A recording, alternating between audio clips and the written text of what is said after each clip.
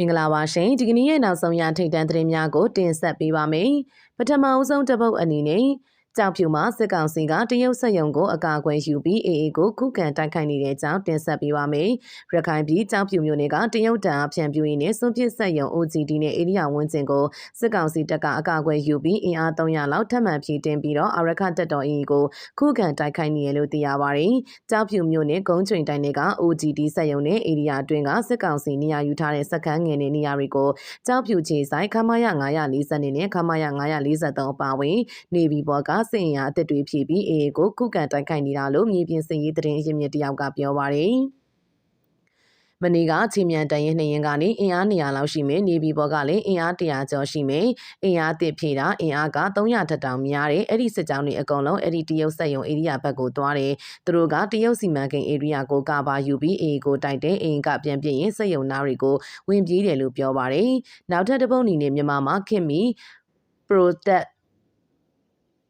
နောက်ထပ်တစ်ပုတ်အနေနဲ့မြန်မာမှာခင်မီပရိုစစ်တပ်အသစ်လိုအပ်နေတယ်လို့ဒေါ်မီမီဝင်းဖတ်ပြောကြားတဲ့အကြောင်းတင်ဆက်ပေးပါမယ်။အာနာသိန်းစစ်ကောင်စီတပ်ယူယွန်းလာနေစဉ်အခုချိန်မှာပဲမြန်မာနိုင်ငံအတွက်နိုင်ငံတကာစံနှုန်းနဲ့ခင်မီပံမှုများဖြစ်ကိုင်ညီမဲ့ professional စစ်တပ်အသစ်တရက်လိုအပ်နေပြီဖြစ်ကြောင်းအမေရိကန်တပ်ဖွဲ့အငိမ့်စာဒုတိယပုံမှူးကြီးဒေါ်မီမီဝင်းဖတ်ကပြောပါတယ်ဒီမိုကရေစီအစိုးရကာလတွင်ပြောင်းလဲနိုင်မယ့်အထင်နဲ့မြန်မာစစ်တပ်အရာရှိများကိုအချိန်ပြီးတင် ကြားပေးခဲ့တော့လည်းမပြောင်းလဲခဲ့ကြောင်းအမေရိကန်ပြည်ထောင်စုဟာဝိုင်ယီအခြေစိုက်လုံခြုံရေးဘာသာရေးဆိုင်ရာအာရှပစိဖိတ်ဌာနမှာပမောက္ခဖြစ်ဆက်လက်တာဝန်ထမ်းဆောင်နေသူကပြောပါတယ်။ဒါပေမဲ့2021ခုနှစ်ဖေဖော်ဝါရီလစစ်အာဏာသိမ်းမှုနဲ့နောက်ဆက်တွဲဖြစ်ရပ်တွေ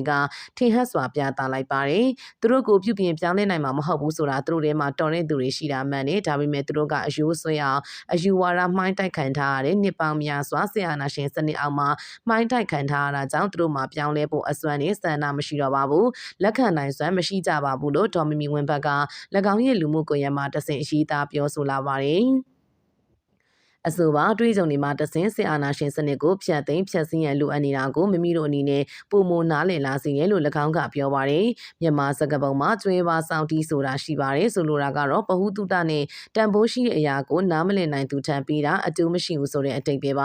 ဒါဟာမြန်မာစစ်အာဏာရှင်စနစ်ကိုအတွင်းကနေပြုပြင်ဖို့စ조사ခဲ့တဲ့ကျမရဲ့အတွေ့အကြုံကိုဖော်ပြနေတယ်လို့ပါပဲလို့ဒေါ်မီမီဝင်းဘက်ကပြောဆိုပါတယ်၎င်းရဲ့ပြောနေပတ်သက်ပြီးတော်လန်ဘက်အင်အားစုတွေကကြိုးဆိုကြပါတယ်သူပြောတဲ့စစ်ဆိုတာဘယ်လိုစစ်တပ်ကိုပြောတယ်လဲဆိုတာကျွန်တော်ခံစားမိပါတယ်ထောင်လဲထောက်ခံပါတယ်အာနာရှင်အလွန်ကာလမှာပေါ်လာမယ့်စစ်တပ်ကိုရည်ရွယ်တာပါလို့မကွေတိုင်းမြိုင်ဒေသအခြေဆိုင်တော်လိုင်းတပ်ဖွဲ့များဖြင့်ပူးပေါင်းဖွဲ့စည်းထားတဲ့အညာမြေတပ်ပေါင်းစုရဲ့တရင်နဲ့ပြန်ကြားရေးတာဝန်ခံကမှတ်ချက်ပြုပါတယ်အမေရိကန်တပ်ဖွဲ့အငိမ့်စာဒုတိယဗိုလ်မှူးကြီးရေညွန်းနဲ့ Federal စစ်တပ်ကြီး SN တမ်းမီမီပေါ်ပေါက်လာစေဖို့မျှော်လင့်နေပြီး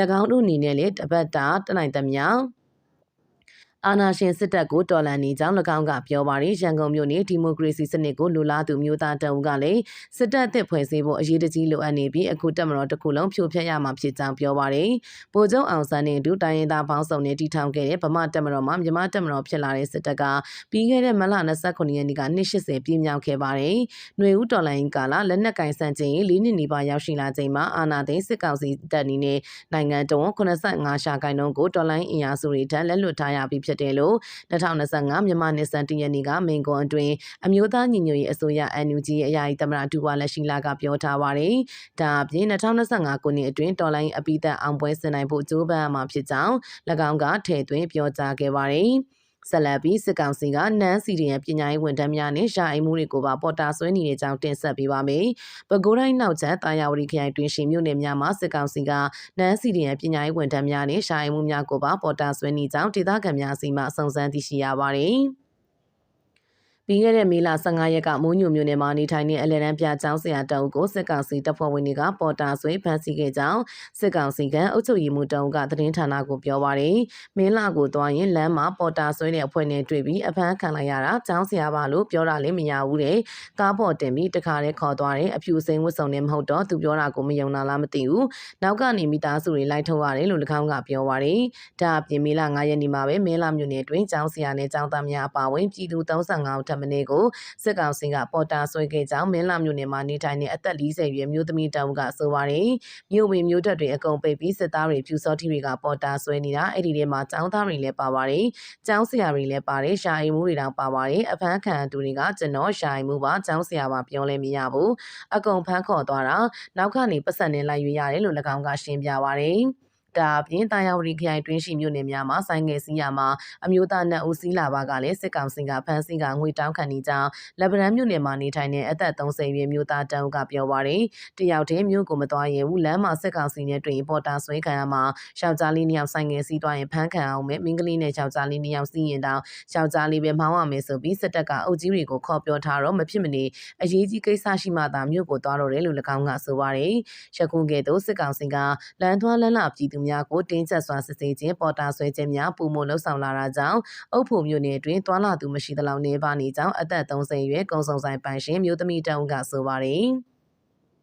ဆိုင်ငယ်ကယ်ရီသမားတွေဘေးတွဲဆိုင်ငယ်သမားတွေကအစအကုန်ပေါ်တာဆွဲခံနေရတာအခုဆိုကယ်ရီသမားတွေတောင်မြို့ပေါ်မလာရတော့ဘူးအမျိုးသမီးတွေဘေးတွဲဆိုင်ကယ်မောင်းပြီးကယ်ရီဆွဲနေရတယ်ဈေးတွေလည်းရောင်းမကောင်းဘူးမနက်အစောပိုင်းလောက်ပဲဈေးဝယ်ရှိရဲ့အခြေအနေတွေကတဖြည်းဖြည်းပိုဆိုးလာတာလို့၎င်းကပြောပါတယ်စစ်မှုထမ်းဥပဒေထွက်ပေါ်လာပြီးရဲ့နောက်စစ်မှုမထမ်းလို့သူတွေကစစ်ကောင်စီကအုပ်ချုပ်ရေးမှုတွေကိုလာစဉ်စစ်မှုထမ်းငှားရမ်းစရိတ်ပေးနေတော့လဲပေါ်တာဆွဲခံရပါကငွေကြီးထပ်မံပေးကထုတ်ယူရကြောင်းပြည်သူတွေကဆိုပါတယ်အဲ့ဒီလိုပေါ်တာဆွဲမှုတွေပြုလုပ်ရမှာစစ်ကောင်စီတပ်သားတွေထက်ပြူစောတိတွေကဦးဆောင်ပြီးဆောင်ရွက်နေခြင်းဖြစ်ကြောင်းတာယာဝတီခရိုင်တွင်နေထိုင်နေပြည်သူတွေကပြောပါတယ်။တာယာဝတီခရိုင်တွင်ရှိမြို့နယ်များမှာစစ်မှုထမ်းပတ်စင်တစ်ခုအတွက်အမျိုးသား35ယောက်ထိပေးရတဲ့ပြင်စစ်ကောင်စီကငွေရလိုတဲ့အတွက်ပြည်သူများကိုပေါ်တာဆွဲဖမ်းဆီးပြီးငွေကြေးတက်နိုင်သူများကိုငွေနဲ့ပြန်ရွေးခိုင်းပြီးငွေကြေးမတက်နိုင်တဲ့သူတွေကိုစစ်တင်တဲ့အကြောင်းကိုပို့ဆောင်လျက်ရှိပါတယ်။နောက်ထပ်တစ်ပုဒ်အနေနဲ့မြန်မာအရေးအစည်းအဝေးနှစ်ခုလာမယ့်အပတ်ထဲကျင်းပမယ်လို့အာဆီယံပြောတဲ့အကြောင်းတင်ဆက်ပေးပါမယ်။အာဆီယံအနေနဲ့လာမယ့်သတင်းပတ်မှာပြုလုပ်မယ်ထိပ်သီးအစည်းအဝေးမတိုင်မီမြန်မာအရေးအထူးအစည်းအဝေးနှစ်ခုကျင်းပသွားမှာဖြစ်ကြောင်းအာဆီယံထွေထွေတွင်မှုချုပ်ကဗုဒ္ဓဦးနေ့မှာပြောပါတယ်မလေးရှားမှာကျင်းပမဲ့အဲ့ဒီအစည်းအဝေးတွေမှာတခြားပြဿနာရပ်တွေမပါဝင်မဲမြန်မာအရေးကိုအထူးအာရုံစိုက်ပြီးဆွေးနွေးသွားမှာဖြစ်တာကြောင့်အသင့်အဆန်းဖြစ်တယ်လို့အကြီးအကဲကပြောပါတယ်အစည်းအဝေးမှာပဲကိစ္စကိုဆွေးနွေးမလဲဆိုတာဒါမှမဟုတ်အဆိုပြုချက်အသစ်တွေရှိရဆိုလာတော့သူ့အနေနဲ့မပြောခဲ့ပါဘူးပထမအစည်းအဝေးမှာလက်ရှိရခင်နဲ့လာမယ့်အာဆီယံဥက္ကဋ္ဌနိုင်ငံတွေဖြစ်တဲ့မလေးရှားလာအိုနဲ့ဖိလစ်ပိုင်တို့ပါဝင်မှာဖြစ်ပြီးဒုတိယတစ်ခုမှာတော့အာဆီယံနိုင်ငံခြားရေးဝန်ကြီးတွေတက်ရောက်မယ်လို့သိရပါတယ်မြန်မာအရေးအခြေအနေတိုးတက်မှုမရှိတဲ့ပေါ်မေးမြန်းရမှာတော့ကာရခင်ဟောင်ကအာဆီယံရဲ့အလုံးမဖြစ်သေးတဲ့ငြိမ်းချမ်းရေးအစီအစဉ်ကိုကောင်းမွန်တယ်လို့ကာကွယ်ပြောဆိုထားပြီးဒါကိုအကောင့်ထဲပေါ်ဖို့သက်ဆိုင်သူအလုံးကိုသူကတိုက်တွန်းခဲ့ပါတယ်။ဒီပြဿနာကိုမြန်မြန်ဖြေရှင်းလိုက်နိုင်ဖို့အဖွဲ့တစ်ခုခုကမျှော်လင့်နေတာဆိုရင်အဆင့်ကျော်သလိုဖြစ်နေပါလိမ့်မယ်။ကျွန်တော်တို့အနေနဲ့တော့ဆက်လက်ပြီးထိတွေ့ဆက်ဆံသွားအောင်ပါဒါပေမဲ့အချိန်မှလိမ့်မယ်။မြင်တဲ့အတိုင်းပဲလေပြဿနာကငါတို့တွေတိတ်ပြီးတော့စိတ်မရှိတာပဲလို့သူကပြောပါတယ်။ပြီးတော့ငါတို့တွေပဋိပက္ခကိုရှော့ချစေတဲ့တိုက်ပွဲကြီးတွေကိုတေးသွားစေတဲ့ငါတို့လူတွေကိုစပွဲဝိုင်းပေါ်ဆွဲခေါ်နိုင်သူဒါတွေကတိုးတက်မှုပဲလို့သူကဆိုပါသေးတယ်။ပြီးခဲ့တဲ့မလကမြန်မာနိုင်ငံမှာငလင်လောက်ခတ်ခဲ့ပြီးတဲ့နောက်အပြစ်ခတ်ရစဲထားပေမဲ့စစ်တပ်ကလေကြောင်းတိုက်ခိုက်မှုနဲ့လက်နက်ကြီးတွေတော်တော်များများပြစ်ခတ်တိုက်ခိုက်ခဲ့တဲ့အပေါ်မှတ်ချက်ပေးဖို့ကိုတော့သူ့အနေနဲ့ညှင်းဆိုခဲ့ပြီးအပြစ်ခတ်ရစဲကိုဘယ်သူကချိုးဖောက်ခဲ့တယ်လဲဆိုတာမရှင်းလင်းနေဘူးလို့ပြောကြောင်းသတင်းမှဖော်ပြပါရှိပါတယ်ရှင်။